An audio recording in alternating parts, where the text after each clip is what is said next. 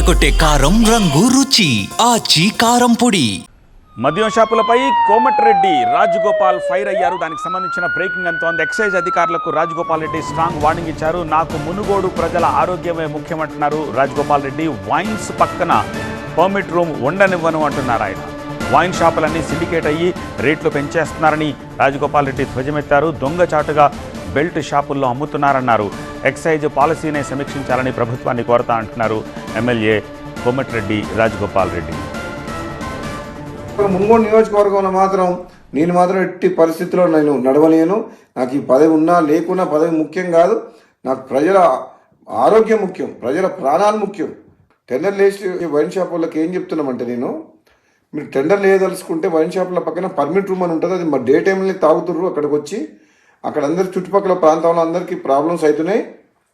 అక్కడ permit room అనేది ఉండదు. మా మునుగోడులో మేము నడవలేము అని చెప్పినాం. అలౌ చేయను. నేను ఎమ్మెల్యేగా ఉన్నంత వరకు ప్రజల ప్రాణాలు, ప్రజల ఆరోగ్యమే నాకు ఇంపడి తప్పితే ప్రజల జీవితాలతో ఆడుకునే ఎవరు ఏ పని చేసినా ఎట్టి పరిస్థితుల్లో ఒప్పుకునే ప్రసక్తే లేదు. ఊరు బయట ఉండాల్సిన వైన్ షాపు ఊరు సెంటర్లో ఉంటుంది. బెల్ షాప్లోకి అమ్మొద్దంటే మళ్ళీ దొంగసాటుగా బెల్ షాప్లో అమ్ముతుండ్రు. అది అమ్మొద్దని చెప్తున్నా. ప్లస్ మళ్ళీ వీళ్ళందరూ వైన్ షాపులు అందరూ కలిసి సిండికేట్ అవుతుండ్రు. సిండికేట్ అవ్వడం వల్ల ఏమవుతుంది, రేటు పెంచి అమ్ముతుండ్రు, డూప్లికేట్ అమ్ముతుండ్రు. వేరే మండలాలు, వేరే నియోజకవర్గాలు, వేరే జిల్లా వాళ్ళు ఇక్కడ పార్టిసిపేట్ చేయొద్దు. వైన్ షాప్ లొకేషన్స్ కూడా తప్పున్నాయి.